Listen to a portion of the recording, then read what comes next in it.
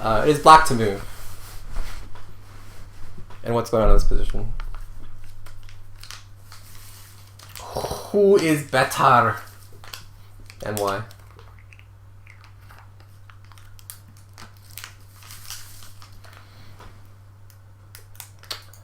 Give you guys a little time to think about it.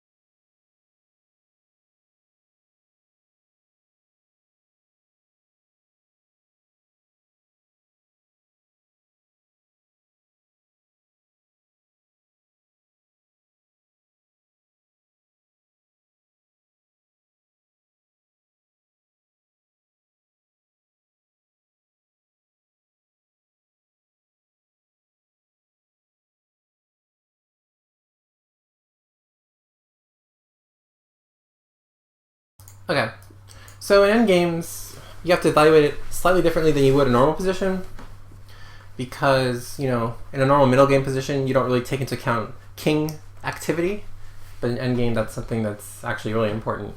So if we look at this position, we notice that it's rook and knight against rook and bishop, so there's one imbalance, bishop versus knight.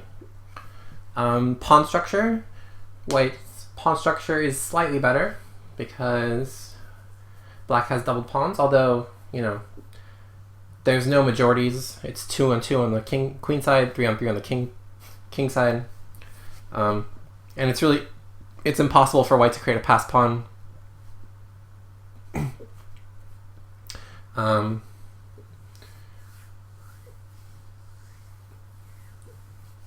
Both kings are equal, so there's no real difference in king activity. White's rook is slightly better on e1 than black's rook is on c8, but again, I mean, that's something that can be changed fairly quickly. So the main difference is actually the bishop against the knight. And so since pawns are on both sides of the board, and since the board is fairly open, you would say that the bishop is better than the knight.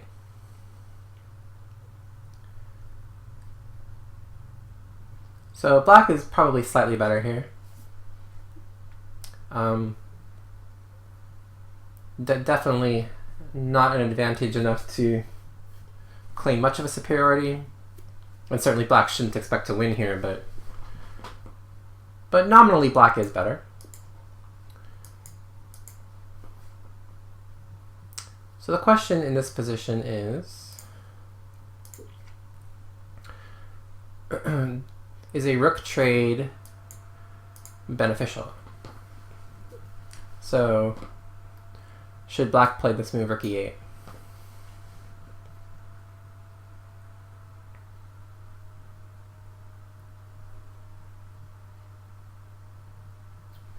Or should black want to keep the rooks on?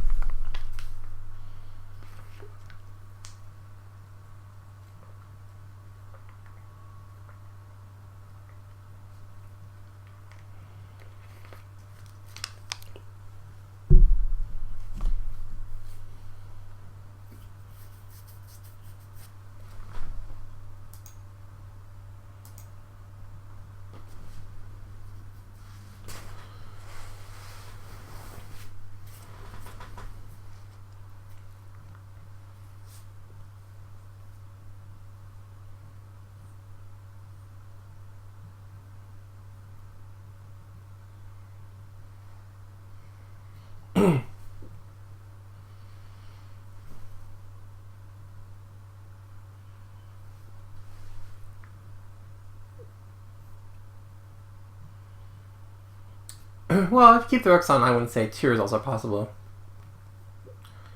I'd say all 3 results are still in play. But the question is it beneficial to black to trade rooks?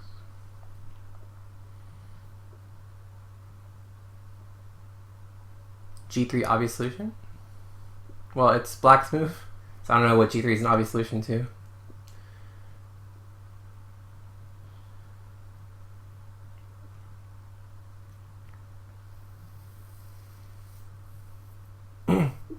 You feel like yes, but white would go rook d1, which black shouldn't allow. Okay, I mean, not really sure why the rook is better on d1 than on e1, because with the rook on d1, the king can get out, so the king has access to the e file, whereas now the king is cut off. And the rook, the only infiltration point on the d file is d6, and I'm not really sure what the rook does on d6 that's any great thing, because it can't go to d5 or d7, and d4 I'm not really sure what it's doing on d4 either. g6. Yeah, I mean, sure, g6 is a move, but I'm asking, is rook e8 a good move or not? I'm not asking if g6 is a move. But yeah, g6 is legal.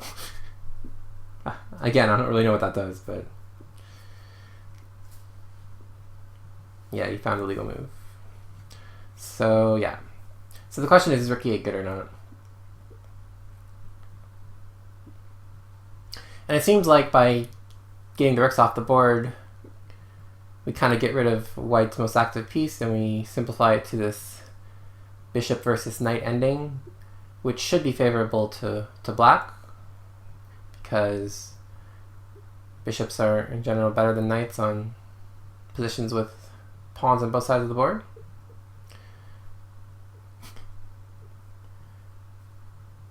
But yeah, actually, believe it or not, rook e8 is a mistake, because it lets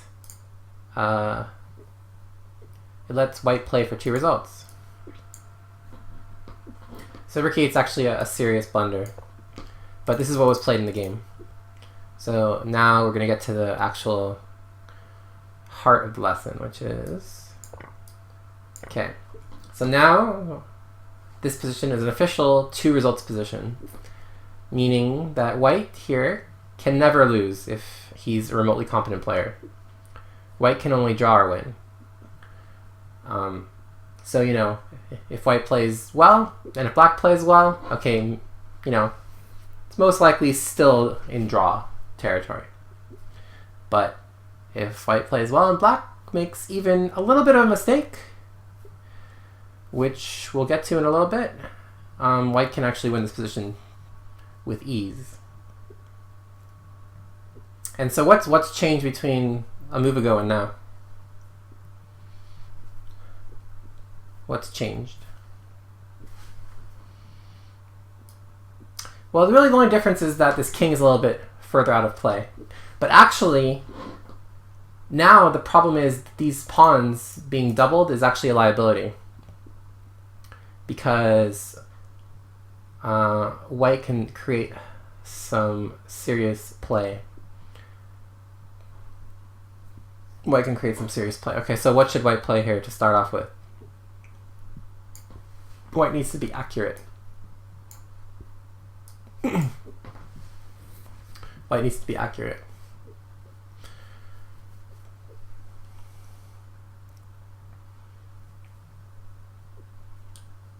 So here, white has to come up with kind of a general plan of what he wants to do for the next few moves. So in endgames, you kind of have time to plan things out because there's very limited choices on both sides. So, you know, you don't really make moves like one at a time. You kind of want to have a setup in mind. So, you know, where are white's pieces going to be? Where are white's pieces going to be?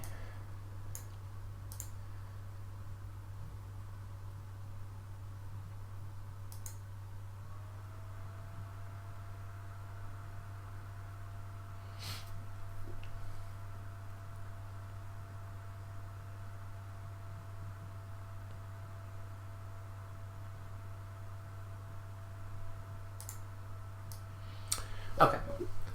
So we're going to start with, we want to get our king to f4. That's the first step. So playing f4 is a horrible move. f4 is not something you'd ever want to play because it throws away all of white's winning chances. Because now, notice after f4, there is an impenetrable fortress that this king can never breach. The king can get to d4, but no further. So f4 just throws away any hopes of white has of winning. So you need to have your king on f4.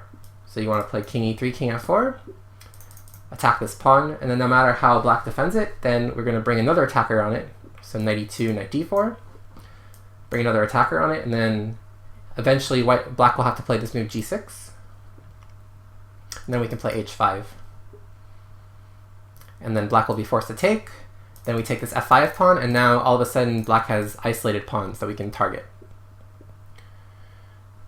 So that's the simple plan, basically. So you want to play king f3, king e3, king f4, knight e2, knight d4, hit f5 twice, force black to play g6, and then we play h5. And break up his pawns, and then we can target this pawn on h5.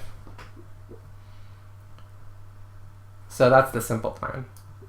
So king e3, king e7, king f4. Okay. So now, already, black has only one move to save the position. Black has only one move to save the position. So black to move and draw. Every other move loses, only one move.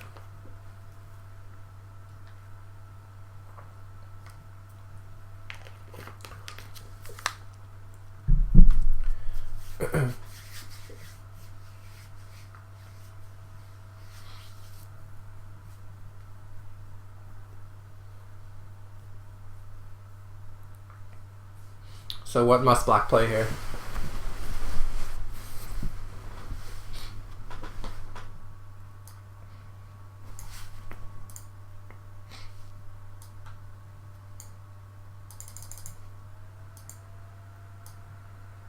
So this endgame becomes very study-like, but black's only move to save the draw here is g6.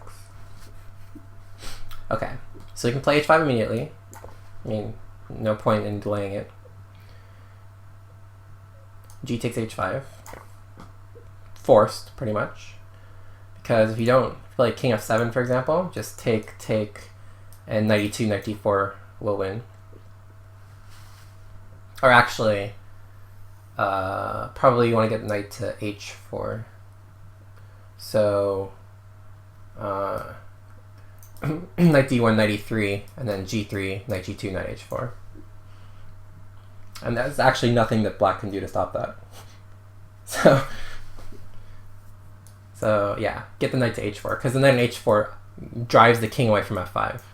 If the king's on e6, then knight to d4. But if the king's on g6, then knight to h4. So g3, knight e2, or sorry, too many arrows. g3, knight d1, e3, g2, h4 is the idea.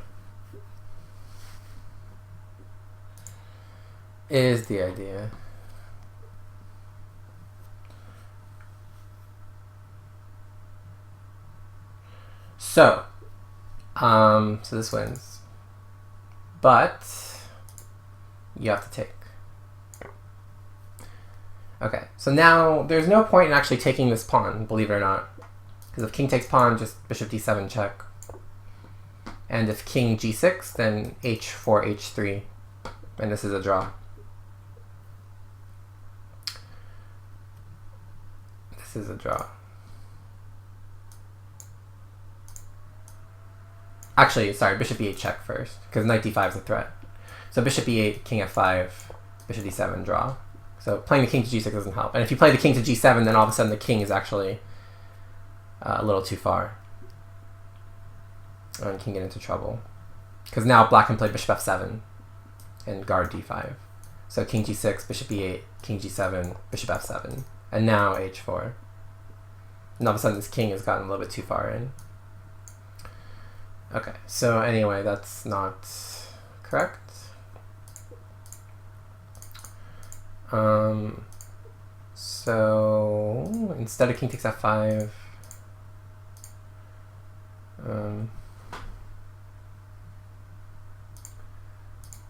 okay, we play knight e2. We play knight e2. And the point is we just want to take this knight with the pawn. So knight d4, knight takes f5. So here,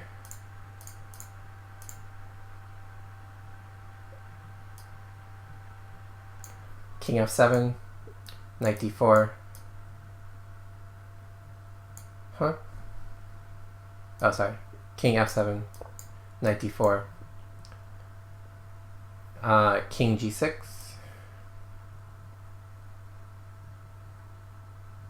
Or no, sorry, bishop d7. Okay. And now knight takes f5, bishop takes f5, king takes f5. Okay. So this king and pawn ending is actually really interesting. Okay. So in this position, believe it or not, black has only one move to draw. Every other move loses. Can you guys find black's drawing move here? You get a gold star if you can find it.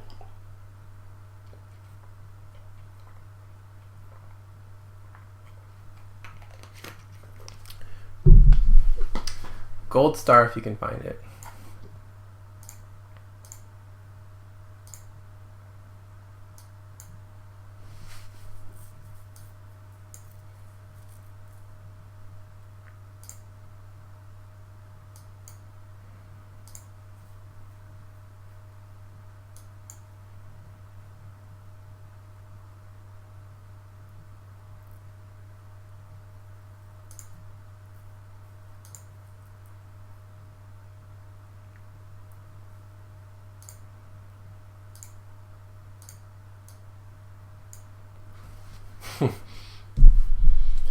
It's tough.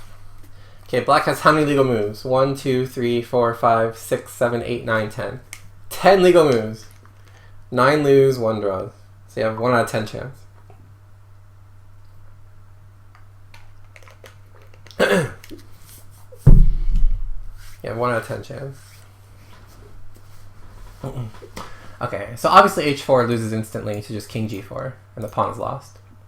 So it can't be h4. And it obviously can't be king e8, king f8, or king g8, because you just hang this pawn. So you have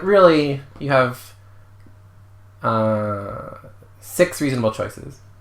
You have a6, b6, a5, b5, king e7, or king g7. Those are the only reasonable choices. So it's one of those 6. So you got a 16.666% chance.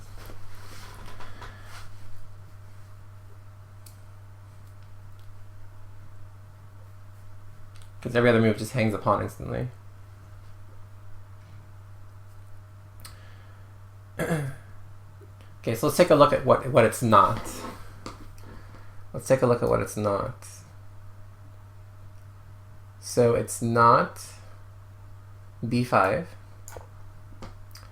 because g3, king g7, king e6, king g6, f4. And black's in Zugzwang. Black's in Zugzwang. If a5, b3. If a6, b4. If f5, king e5. If king g7, f5. Complete Zugzwang. So, for example, a5, b3, b4, a4. Okay, now, again, Zugzwang. King moves, just f5, and then this pawn's lost. So these Zugzwang ideas are going to crop up a lot. Okay, so b6 also doesn't work. a4, a6, g3. And now again, if b5, take, b4, king here, king here, king here, f4. And again, the same Zugzwang. So b6 doesn't work. Okay, if a6, g3, And again, if a5, a4, then if b6, b3, if b6, b3, if b5, b4. And then again, it's the Zugzwang. King g7, king e6, king g6, f4. So same idea. So again, if a5, a4, b6, b5, if b6, b3, if a5, a4, if b5, b4, and then if b5, just b4. And again, same idea. Zugzwang. So let's try a5. So if a5, b4, ab4, ab4, b5, g3. And again, Zugzwang again. So, believe it or not, all 4 of these pawn moves lose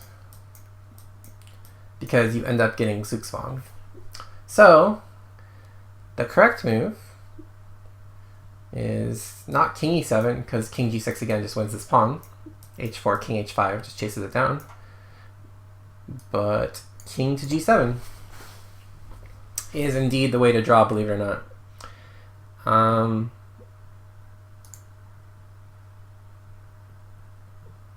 And so g3,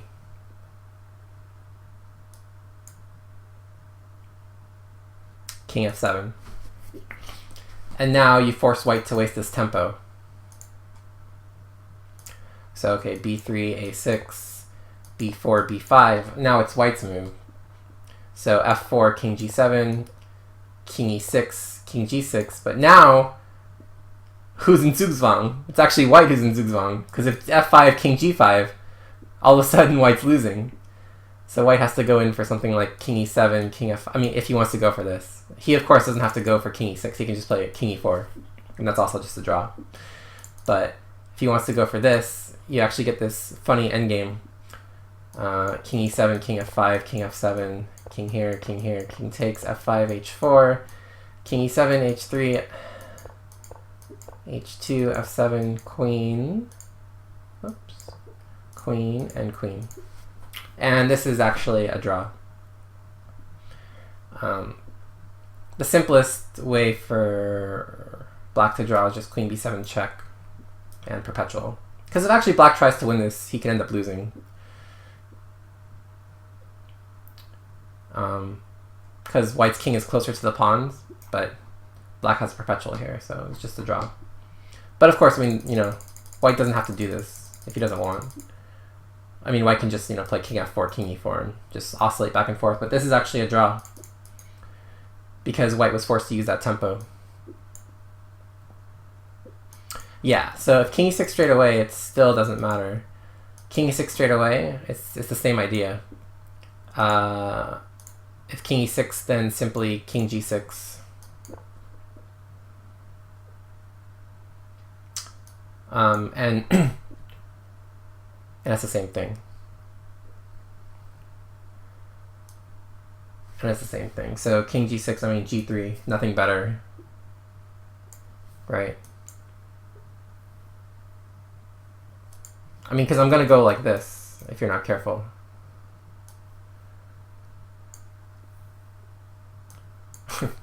You're going to go like that if you're not careful. So it's just the same thing. I mean, I'm going to have to play g3 anyway. King g5, f4, king g4. This transposes, basically. King takes, f5, h4. King e7 here. Here. Queen. Same thing. And still a draw.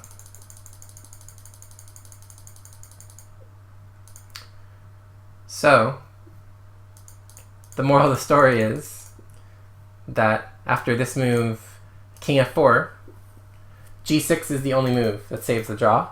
And even after that g6 saving the draw, you still have to find, whoops, not this move, but knight d2, king f7, knight d4, bishop d7, knight takes, king takes. And in this position, black has to find king g7. Any other move loses. So already, black is kind of treading on thin ice. So notice how white is kind of comfortably playing for 2 results, and And black had to find a couple of only moves that weren't particularly easy to find to even save the game. But black didn't find g6. And instead, on this move, played king e6. And now is completely lost. Now it's completely lost. Because now we just continue with our plan. Knight e2, g6, knight d4, king f7. Okay, now it's completely different. Knight takes c6, b takes c6. And now this king and pawn ending is completely lost. Now this king and pawn ending is completely lost.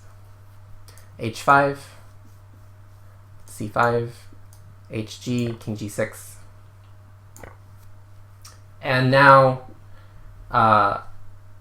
we can always force a zugzwang because we just wait for the queenside pawns to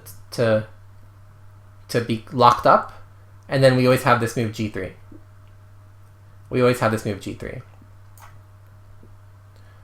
So how the game ended was a4, c4, a5, a6. So now the pawns are locked up. No more moves on the queen side, so now simply g3. And king f7, king f5. Now this is just an easy win. King e7, king e4, king e6, king d4, king f5, king takes c4, and it's over. And it's over. So also if black tried, say, gh here, well, it's the same idea. King takes f5.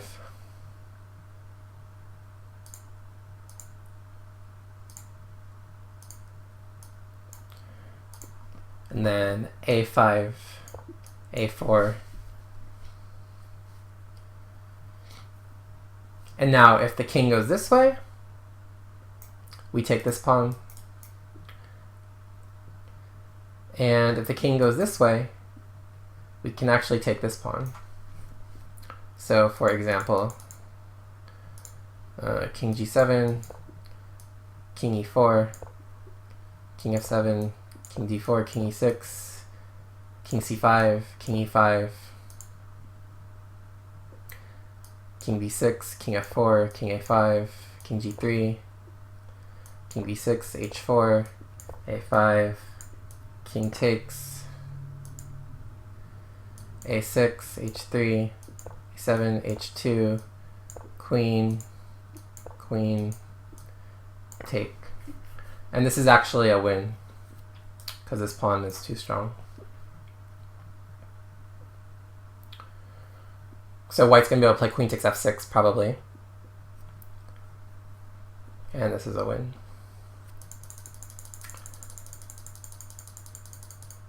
So that's how that one works.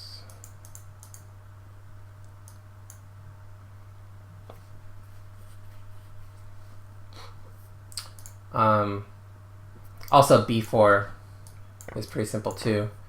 Similar idea, except now this b pawn's even faster.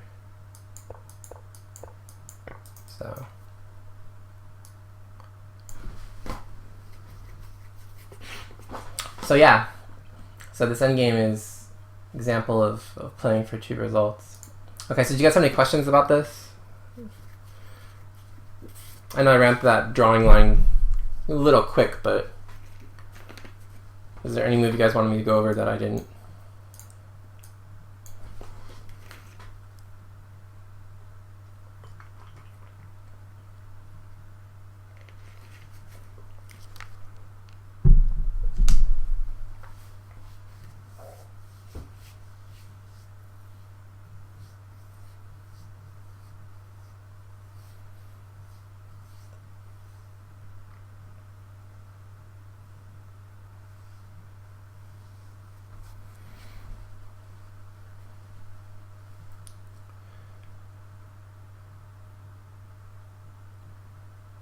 So it took a couple of mistakes from black for white to capitalize, but you know, the mistakes that black made weren't very obvious. And so a lot of times, you know, grandmasters are very happy to play for two results because it requires, you know, a lot of accuracy on the part of their opponent to hold the draw. And if they're able to do it, then okay, you give them the draw. But if they slip up, you're ready to pounce. And you really don't have to play with risk. You know, sometimes if you're in a must-win situation, you have to play with a little bit of risk, but grandmasters don't really like to play with risk if they can help it. They just like to take their 2 results and go with it.